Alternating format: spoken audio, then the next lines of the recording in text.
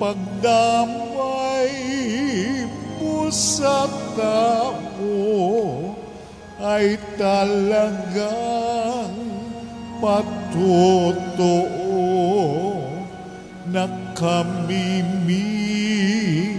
na mahal mo, na kami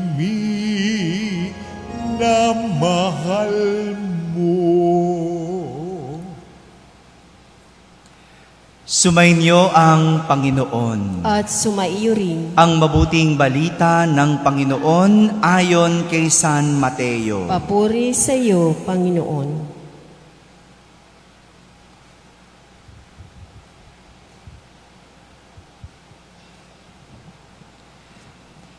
Si Judas Iscariote, isa sa 12, ay nakipagkita sa mga punong saserdote. Ano po ang ibibigay ninyo sa akin kung tulungan ko kayong madakip si Jesus? Tanong niya. Noon din ay binilangan nila siya ng 30 salaping pilak. Mula noon, humanap na si Judas ng pagkakataon upang maipagkanulo si Jesus. Dumating ang unang araw ng kapistahan ng tinapay na walang lebadura. Lumapit kay Jesus ang mga alagad at nagtanong, "Saan po ninyo ibig na ipaghanda namin kayo ng hapunang Pampaskwa?" Sumagot siya, "Pumunta kayo sa lungsod at hanapin ninyo ang taong ito. Sabihin sa kanyang ganito ang ipinasasabi ng guro, malapit na ang aking oras. Ako at ang aking mga alagad sa bahay mo kakain ng hapunang Pampaskwa." Sinunod ng mga alagad ang utos ni Jesus at inihanda nila ang hapunang Pampaskwa. Nang gabing yaon, dumulog sa hapag si Jesus, kasama ang 12 alagad. Samantalang sila'y kumakain, nangusap si Jesus, "Sinasabi ko sa inyo, isa sa inyo ang magkakanulo sa akin." Nanlumo ang mga alagad at isa't isa'y nagtanong sa kanya, "Ako po ba, Panginoon?" Sumagot siya, "Ang kasabay kong sumausaw sa mangkok ang siyang magkakanulo sa akin. Papanaw ang anak ng tao ayon sa nasusulat, ngunit sa aba ng magkakanulo sa kanya. Mabuti pang hindi na ipinanganak ang taong iyon." Si Judas, na magkakanulo sa kanya, ay nagtanong din, "Guro, ako po ba?" Sumagot si Jesus, "Ikaw na ang nagsabi." Mga kapatid, ang mabuting balita ng Panginoon. Pinupuri ka namin, Panginoong Jesucristo. Magsiupo ang lahat at makinig sa homilya. Isang magandang umaga po sa inyong lahat. Magandang umaga rin sa mga nasa barangay na nakakapakinig ng ating banal na misa. Sa lahat ng mga nasa tahanan, nagsisimba via online, sa lahat ng nasa abroad, isang magandang araw po sa inyong lahat. Kasama kayo sa aming banal na pagdiriwang dito sa ating parokya. Ngayong araw na ito ay tinatawag nating hello. Ano tawag natin sa araw na ito? Wednesday daw. Oo, syempre naman. Ano ba? Ano tawag natin? Miyerkules Santo. Ito mga to, ginigising ko lang po kayo. No? Mga tulog pa ang mga diwa. No? Isip-isip. No? Miyerkules Santo. Pero, mas kilala rin ito bilang Spy Wednesday. Sabihin nyo nga po. Spy. Sa Tagalog, espiya. No? Espiya. Ano ibig sabihin ng espiya? Hello. Kaya ginising ko yung mga utak para magising, no? Maalog natin. Ano ibig sabihin ng espiya? Yung kunwari kakampi mo, pero kakampi ng iba. No? Kakampi mo kunwari, kasama mo, pero kakampi ng iba. No? Espiya. No? At sinong espiya? Bakit si Judas? Kasi nakikipagkasundo na siya dun sa mga kumakalaban kay Jesus. Pero sumasama siya kay Jesus. Bakit siya sumasama kay Jesus? Para malaman niya yung mga saan ba ito magpupunta. Ano bang ginagawa nito? Tapos, anong gagawin niya sa mga impormasyon? Isusumbong niya. Sasabihin niya sa mga kaaway. Spy Wednesday. Sapagkat narinig natin sa Ebanghelyo, ang pagbubunyag ni Jesus sa taong magtatraidor sa Kanya.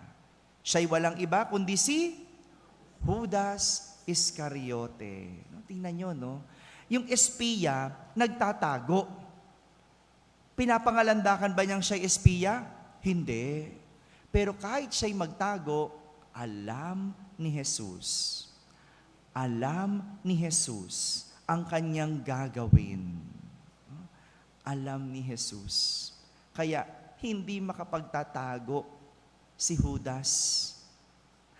Matapos makipagkita ni Judas sa mga punong saserdote, sa mga matatanda ng bayan, sa mga eskriba at pariseyo, na pagkasunduan nila, natatanggap siya ng 30 pirasong pilak na pera. Kapalit ni Jesus. 30 pieces of silver coins. Grabe, no? Ginawa niyang kalakal si Jesus. Ginawa niyang negosyo si Jesus. Binenta niya si Jesus. Kung si Jesus nag-invest kay Judas sa pamamagitan ng pakikipagkaibigan. Di ba gano'n ang kaibigan? Nag-i-invest kayo sa isa't isa, nag-i-invest kayo ng tiwala, nag-i-invest kayo ng oras. Ano pa ini-invest nyo sa kaibigan nyo? Nag-i-invest kayo ng pasensya, unawa, ano pa ba? No? Pinagsamahan, memories. Di ba? Gano'n ang magkakaibigan? You spend for each other. No? Nag-i-invest ka. No? Hindi lang naman pera. No? No? Yung nag-google ka ng panahon, nagbibigay ka ng yung panahon. No? Nag-invest ka sa relasyon ninyo. Samantalang si Judas, ginawa kang investment. Magkaiba yon. Naintindihan niyo yon? Nakita niyo yung pagkaiba? Sa'yo, ininvestan ka ni Jesus. Pero si Judas, ginawa niyang investment si Jesus. Ganyan ang mga Judas. Ginagawang investment yung tao. Dahil matapos pakitaan si Judas ng maganda, binenta niya si Jesus. Pinagkakitaan niya si Jesus sa halagang 30 pirasong pilak. May mga ganyan din naman tayong kaibigan. Yung ginagawa tayong investment, no? Sasama-sama sa atin, ganyan, no? Pero sa huli, pagtalikod mo, binibenta ka. No? May ganun kayong kaibigan? Judas, no? Grabe. No? Alam niyo po, ang 30 pirasong pilak noon, panahong iyon, alam niyo bang halaga noon? Hello? Ang halaga ng 30 pirasong pilak ay halaga ng 4 na buwan na sahod ng isang ordinaryong manggagawa. 4 na buwan. Magkano ba ang sahod ng ordinaryong manggagawa? Minimum ngayon. Ganon. No, yung minimum ng isang buwan ng isang ordinaryong manggagawa, times 4. Yun ang halaga ng 30 pirasong pila. Doon, pinagpalit ni Judas si Jesus. Well, sapat yon kung ikaw ay binata. Di ba? Yun ngang may asawa, di ba? Hirap na hirap ng pagkasyahin ang minimum wage. No? Sa binata, pwede na, pero minsan kapus pa. No? Sa daming pangangailangan ng mga binata ngayon, di ba? Pwedeng sapat na para makapamuhay ng 4 na buwan. Pero hindi tatagal. Kaya masasabi nating cheap. Alam niyo ibig sabihin ng cheap? No? Yung mababa ang uri. No? Sabihin nating cheap itong si Judas. Ang babang uri. No? Dahil madali siyang bilhin. Sa murang halaga na ipagpalit niya ang relasyon niya kay Jesus. Kaya sa murang halaga din, pinagpalit niya si Jesus. Sa bagay, di ba, pag cheap ang tao, cheap din ang mga nagagawa. Yung mga nagpapalit dyan sa mga relasyon, yung mga pinagpapalit ang relasyon, ang cheap. Bakit? Ang tagal nyo nagsama. Isang problema lang, kinaliwa mo asawa mo. Hello? Ang tagal nyo magkaibigan. Isang utang lang, ayaw mong bayaran. Hello? Di ba ang cheap? Ang dami nyo ng pinagsamahan eh. Hindi yun mapapalitan ng pera. Hindi yun mapapalitan ng kahit na anong halaga. Pero pinagpalit mo, ang tawag sa'yo, cheap. Magkakasama kayo eh. Tapos sa isang ganyan lang na ipagpalit, tinalikuran mo. Di ba ang cheap? Kaya, huwag mong pinagpapalit. Basta-basta ang iyong relasyon kung ayaw mong matawag na cheap. Mababang uri. Pero, hindi na din tayo magtataka. Magtataka pa ba tayo kay Judas? Hindi na. Dahil kung matatandaan natin nung Lunes, natandaan niyo yung Lunes? Anong ginawa ni Judas nung Lunes? Hindi ba nung makita niya na binubuhos ang pabango sa paa ni Jesus? Sino nagbuhos? Si Maria. Hindi yung nanay hindi yung si Maria na kapatid ni Lazaro at Marta. Yung kaibigan ni Jesus na Maria. Anong binuhos? Pabango. Alam niyo po ba, noong binuhos yon, di ba, nakwenta agad ni Judas ang halaga ng pabango. Alam niyo po kung magkano yung pabango? Hello? 300 denaryo. Ano katumbas ng halagang 300 denaryo noon? Alam niyo po? Alam niyo ba?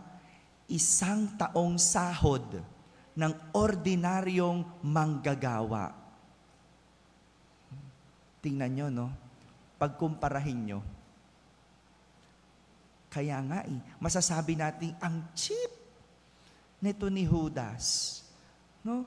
Yung si Maria, ibinuhos na pabango, 1 taon na sahod. No? Magkano yun sa panahon natin? No? Tayo bumibili ng pabango, kung bibili ka ng pabango, di ba? Kahit mamahalin pa yung pabango, di ba? Mga mamahalin na pabango, no? 20,000, 50,000, pero hindi pa din yun. Ito, 1 taong sahod na halaga. No? Kung halimbawa ang sahod ng ordinaryong manggagawa ay 16,000 ba? Isang buwan? Parang ganon, no? 16 to 18,000 o to ganyan. 1 taon, how much is that? 200 plus. Biruin mo, ganon halaga noong pabango. Pero, si Maria, binuhos lang kay Jesus. At hindi sa katawan, sa paa. Tayo, pag nagpapabango, saan? Dito lang, ganyan lang. Tama na yan. No? Kaya umaabot yung pabango natin ng 20 taon. 1 bote lang, di ba? Kasi halos tipid. No? Pagdating nga dito, ginaganyan na natin. No? Parang, ba't tingnan nyo? Ano ibig sabihin nun? Pagkukumparahin natin ang dalawa, kung titignan natin ang dalawa, masasabi natin ang cheap ni Judas. Di hamak na mas mahalaki pa ang halaga ng naibigay ni Maria. At siya'y kaibigan lang Pero si Judas, alagad. Na ipagpalit niya agad si Jesus sa halagang 4 na buwang sahod. Well, hindi naman natin hinuhusgahan at di naman tayo naghuhugas kamay kay Judas para idiin siya. Dahil, huwag tayong magmalinis. May mga pagkakataon din na ipagpapalit natin si Jesus. Hindi man sa pera, pero madalas na ippapalit natin si Jesus sa ibang bagay. Na ipagpapalit ang pagsisimba sa lakad ng pamilya o outing, o di ba? Hindi magsisimba, bakit? May lakad kami, Father eh. O. At ang mas nakakalungkot, na ipagpalit ang pagsisimba sa paglalaba. O, tinan mo, naglaba ka ng linggo, napagod, ayaw mo na magsimba. Hello? Buti nga yung iba naglaba. Yung iba naman nakipagchismisan lang, no? Wala, linggong-linggo nakikipagchismisan, no? Kaya pagod. Pagdating sa misa, hindi sumasagot sa salmo responsorio. Pero pag wala sa misa, ay nako, gamit na gamit ang bibig. Hello? Di ba po? No? Tayo magmalinis. Na ipagpapalit natin si Jesus minsan sa mga kumakatok sa bahay natin.